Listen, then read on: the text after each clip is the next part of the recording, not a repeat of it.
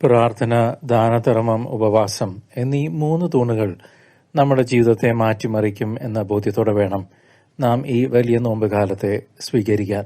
അതും ഈ 16-ാം ദിനത്തിൽ. ദൈവസ്നേഹം വെളിപ്പെടുന്നത് സഹോദര സ്നേഹത്തിലൂടെയാണെന്ന് സഭ നമ്മെ പഠിപ്പിക്കുന്നു.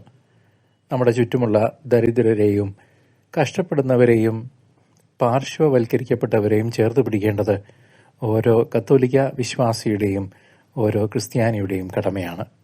ആഡംബരങ്ങൾ ഒഴിവാക്കി ആ സമ്പാദ്യം പാവപ്പെട്ടവരുമായി പങ്കുവയ്ക്കാൻ, പാവപ്പെട്ടവർക്കായി മാറ്റിവെക്കാൻ നമുക്ക് സാധിക്കണം.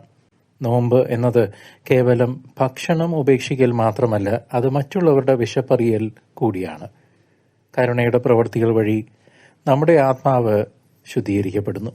എളിയവരിൽ ഒരാൾക്ക് നിങ്ങൾ നൽകുന്നത് എനിക്ക് തന്നെയാണ് നൽകുന്നതെന്ന് കർത്താവായ യേശു നമ്മോട് പറഞ്ഞിട്ടുണ്ട്.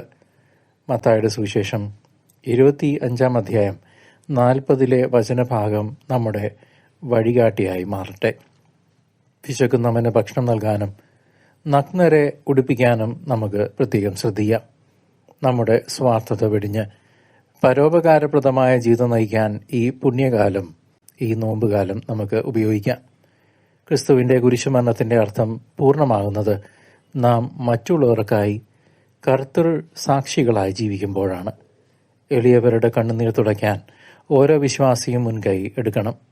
കരുണയുടെ ആ വിശുദ്ധമായ പാതയിലൂടെ സഞ്ചരിച്ച് നമുക്ക് ഉദ്ധാന തിരുനാളിനായി ഒരുങ്ങാം.